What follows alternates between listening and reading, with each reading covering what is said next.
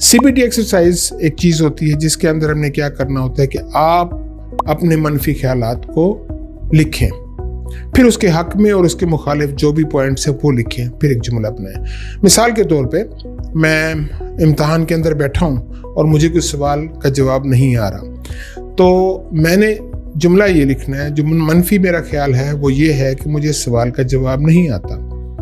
तो मनफी उसका नुक्ता क्या होगा, जो उसके मुखालिफ होगा, वो ये कि पिछले साल भी ये क्वेश्चन आया था और मुझे इसका जवाब नहीं आया था, मगर जब इसके लिए मुस्बत में लिखूंगा, मैंने 3 दफ़ा मॉक्स एग्जाम दिए और मैं उसमें पास हुआ और या मैंने इसको रात को बैठ के पढ़ा ज़रूर है। तो फिर आप एक जुमला ऐसा बनाएंगे जिसमें अपने मनफी ख्यालात को आप पॉजिटिव और नेगेटिव दोनों के साथ लिखेंगे। यानी कि मैं ये जो सवाल करने लगा हूँ, पहले मुझे नहीं आता था, मगर अब मैंने इसको पढ़ा है और मैं इसको हल कर लूँगा। ये वो चीज़ है जिसके ज़रिए आप अपने मनफी ख्याल को अपनी दलील के साथ ही ठीक कर सकते हैं। और चीज़ क्या कर सकते हैं आप, डेली आप वॉक कीजिए। आपने डेली आधा घंटा लाजमी वॉक करना है। वॉक करना सुबह के टाइम सब्ज़ घास के ऊपर आपके दिमाग को बहुत फ्रेश करेगा, इससे आपकी सोचें मुस्बित होंगी। ठीक है, इसके अलावा आप और क्या कर सकते हैं। हाँ, अपने नौजवान अक्सर निकोटिन बहुत ज़्यादा इस्तेमाल करते हैं या कैफ़ीन इस्तेमाल करते हैं। अगर आप उसके इस्तेमाल को कम कर दें तो भी आपको एंजाइटी पे भी ख़ास फ़र्क पड़ जाएगा। इसके अलावा अपने भरोसे के शख्स को मैसेज करें।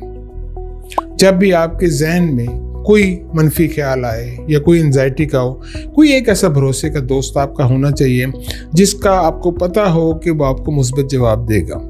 आप उसको फ़ौरन मैसेज करें और वो आपको मुस्बत जवाब देगा। ये भी एक बहुत अच्छी टेक्निक है एंजाइटी से बाहर निकलने की। इसके अलावा आप ये कर सकते हैं कि आप रोज़ाना अपने लिए एक डायरी बनाएं जिसके अंदर आप लिखें कि मेरा वरी टाइम ये है। आपने सारा दिन अपने लगाया, आप कहें कि मैं पूरे दिन में 1:15 पे मैंने अपनी जितनी भी जहन के अंदर मनफी ख्यालात हैं या मेरी जो परेशानियां हैं वो मैं लिखूंगा। तो 1:15 पे आप बैठें और 15 मिनट में अपनी सारी जो आपके जहन में चीज़ें हैं जो परेशान करती हैं वो कागज़ पे लिखें और उसको रख दें। फिर आपने पूरा दिन उसके बारे में नहीं सोचना। शुरू में आपको मुश्किल ज़रूर होगी, मगर फिर आहिस्ता आहिस्ता आपको इसकी आदत पड़ेगी और यकीनन आप इस चीज़ से बाहर निकल आएंगे।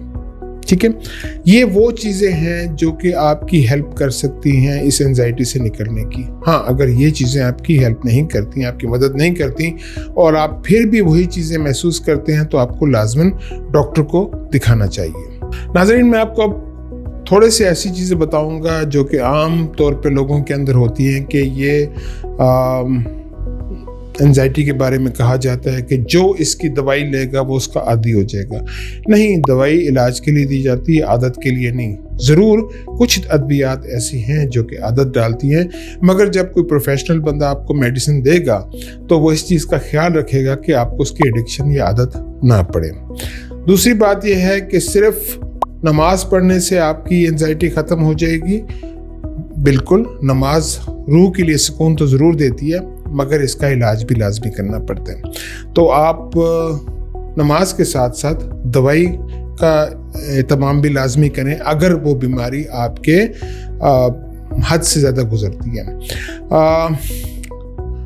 इसके अलावा ये वहम है कंट्रोल कर लो, ये वहम नहीं होता। जिनको वहम होता है वो कंट्रोल कर सकते हैं, मगर अगर ये वहम आपकी ज़िंदगी को मुतासिर करना शुरू कर दे, आपके रोज़मर्रा के मामलात में आपको मुश्किल आना शुरू हो जाए, तो आपको लाजमी इसका इलाज कराना चाहिए। सबसे आखिर में मेरी क्लोजिंग ये होगी कि मैं आपको ये कहूँगा कि अगर कुछ ऐसे ख्यालात आते हैं जिसमें आप अपने आप को नुकसान पहुँचाने की सोचें आपके अंदर आना शुरू हो जाए, तो लाजमी तौर पर अकेले रहने से गुरेज कीजिए और लाजमी तौर पर ज़रूर डॉक्टर को दिखाइए, क्योंकि ये ख्यालात जहन में अगर जड़ पकड़ जाए तो कोई ना कोई नुकसान का बायस बनते हैं। बहुत ही नेक ख्वाहिशात के साथ खुश रहिए और अगले एपिसोड के लिए अगर आपके पास कुछ सवालात हैं तो लाजमी कीजिएगा। अस्सलाम वालेकुम।